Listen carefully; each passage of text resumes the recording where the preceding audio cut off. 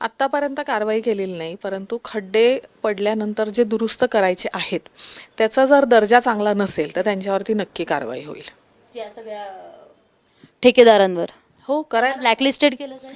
कारवाई करायलाच हवी, कारण आपण खड्डे बुजवतो कशासाठी, तर त्यांनी ते रिइन्स्टेट चांगले केले पाहिजेत आणि आपण त्याचेच पैसे देतो त्यांना.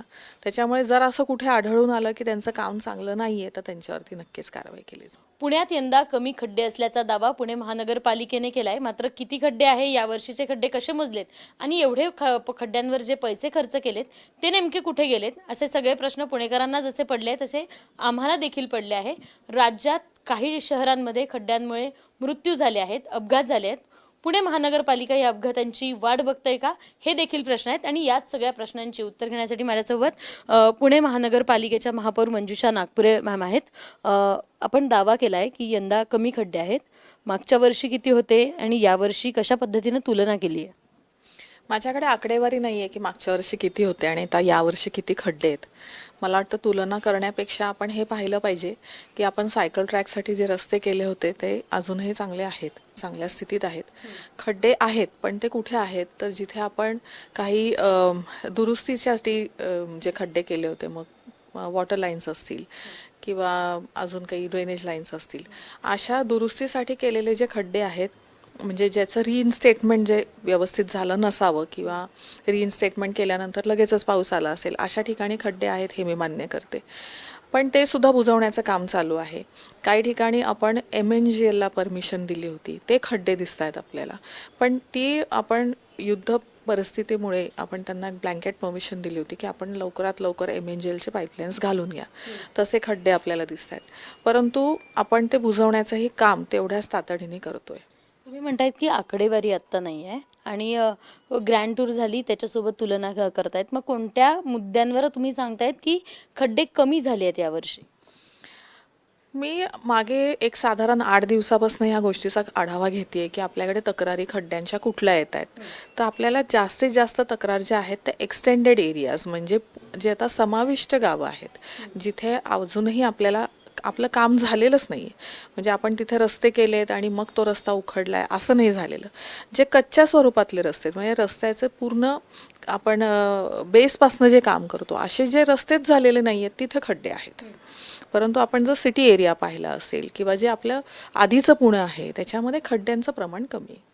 पण तुम्ही म्हणतायत कमी आहे, पण आम्ही रोज फिरतो त्यामुळे आम्हाला अनेक रस्त्यांवर निकृष्ट दर्जाचे काम झालेले खड्डे पण आढळत आहेत आणि खड्डे पण आहेत. निकृष्ट दर्जाचं काम जे काही खड्ड्यांचं करतायत त्यांच्यावर काही कारवाई करायचं ठरवलंय का? कारण जर तुम्ही एवढे पैसे खर्च करतायत, दुरुस्तीसाठी खर्च करतायत, तर मग ते पैसे जातात कुठं? ठेकेदाराच्या घशात जातात का? आणि असेल तर मग खड्डे दुरुस्तीसाठी जेवढे दिलेले पैसे त्यांच्यावर कारवाई केली आहे का आतापर्यंत? आत्तापर्यंत कारवाई केलेली नाही, परंतु खड्डे पडल्यानंतर जे दुरुस्त करायचे आहेत त्याचा जर दर्जा चांगला नसेल तर त्यांच्यावरती नक्की कारवाई होईल. या सगळ्या ठेकेदारांवर हो, करायला ब्लॅकलिस्टेड केलं जाईल. कारवाई करायलाच हवी, कारण आपण खड्डे बुजवतो कशासाठी, तर त्यांनी ते रिइन्स्टेट चांगले केले पाहिजेत आणि आपण त्याचेच पैसे देतो त्यांना. त्याच्यामुळे जर असं कुठे आढळून आलं की त्यांचं काम चांगलं नाहीये तर त्यांच्यावरती नक्कीच कारवाई केली जाईल. सध्या जी पुण्यात परिस्थिती झाली याची संपूर्ण जबाबदारी स्वीकाराल तुम्ही? ज्या पद्धतीने खड्डे पडले आहेत, रस्ते खराब आहेत. मी मगाशी सुद्धा तुम्हाला म्हणाले की जिथे जिथे आपण काही कारणानिमित्त खड्डे केले असतील, दुरुस्तीची कारणं आहेत, वॉटर लाईन बस झाली, ड्रेनेज लाईनची कामं आहेत किंवा अनेक काही विषय, ते खड्डे दुरुस्त केल्यानंतर लगेचच, म्हणजे रिइन्स्टेट केल्यानंतर लगेच जेव्हा पाऊस झाला त्यावेळेलाच हे खड्डे झालेले आहेत आणि ते दुरुस्त करायचं काम चालू आहे. पण मग यांना किती दिवसांची डेडलाईन दिलेली आहे आणि ती पाळली नाही तर पुढचं पाऊल काय असणार? दिवसांची डेडलाईनचा विषयच नाही आहे इथे. खड्डे दिसले, नागरिकांची तक्रार आली आणि आपण वॉर्ड ऑफिसेसला सगळ्यांना सांगितलेले की आपण स्वतः वॉर्ड ऑफिस काम करताना दिसत नाही. अनेक आम्हाला तुमच्याकडे जेवढ्या तक्रार येतात तेवढ्या आम्हाला पण तक्रार येतात. वॉर्ड ऑफिसकडे लोक जातात, विचारतात, पण तिथे पण काम केलेलं दिसत नाही. वॉर्ड ऑफिसेसला आपण अशा सूचना दिलेल्या आहेत की त्यांनी रोजच्या रोज सर्वे करायचा आहे. जिथे खड्डे आहेत त्यांनी आपल्याला कळवायचं आहे. त्यांनी स्वतः तर काम करायचंच आहे, कारण आपण ही जबाबदारी वॉर्ड ऑफिसर्सकडे दिली होती.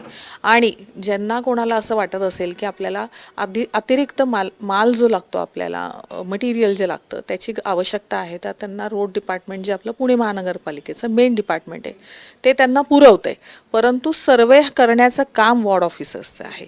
त्यांनी तो करून कळवायचा आहे आणि आपल्याकडनं त्याचं काम नक्कीच होईल. या सगळ्याला कोण नेमकं महापालिकेतलं जबाबदार वाटतं? याला आपण जबाबदार कसं म्हणू शकतो? जर आपण एखाद्या कामासाठी खड्डा केला असेल, दुरुस्तीसाठी खड्डा केला असेल, तर त्याला आपण जबाबदार कसं म्हणू शकतो? दुरुस्तीसाठी आणि कामासाठी सोडलेले खड्डे, पण रस्त्याच्या मधोमध असलेल्या खड्ड्यांचं काय? मी तेच तुम्हाला सांगतेय की आपण दुरुस्तीच्या कामासाठी जे खड्डे केले होते ते रिइन्स्टेट झाल्यानंतर पाऊस पडला, त्याच्यामुळे हे खड्डे झालेले आहेत.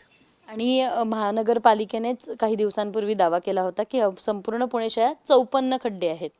महापालिकेपासून आमच्या ऑफिसपर्यंत जातपर्यंत किंवा महापौर बंगल्यापर्यंत जातपर्यंतच अनेक खड्डे लागतात, त्याच्यातच 60-70 खड्डे येऊन जातात. मी तुम्हाला म्हणाले की माझ्याकडे त्याची आकडेवारी नाही आहे, परंतु मी कधीच सूचना दिलेल्या आहेत आणि वारंवार देते की आपण पडलेले जे काही खड्डे आहेत ते लगेच दुरुस्त करायचेत.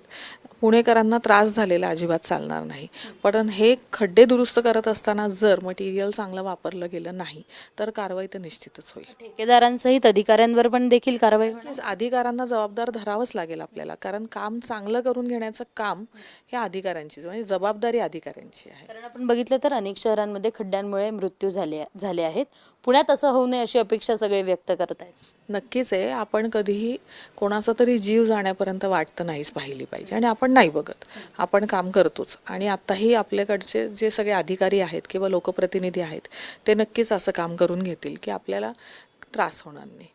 अर्थातच आपण बघितलं तर 54 खड्डे असल्याचा दावा महापालिकेनंच केला होता आणि त्याच्यानंतर मागच्या वर्षीपेक्षा यंदा कमी खड्डे आहे हा देखील दावा केला होता. मात्र आता ज्या ठेकेदारांनी निकृष्ट दर्जाचे काम केले आहे त्यांच्यावर महापालिका कारवाई करणार आहे आणि या संपूर्ण याच्यात जे जे अधिकारी आहेत त्यांच्यावर देखील कारवाई करणार असल्याचं महापौर यांनी सांगितलंय.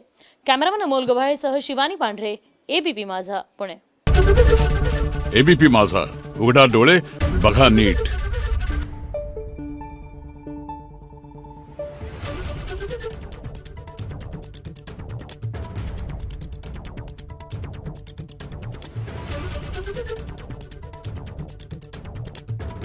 Thank you.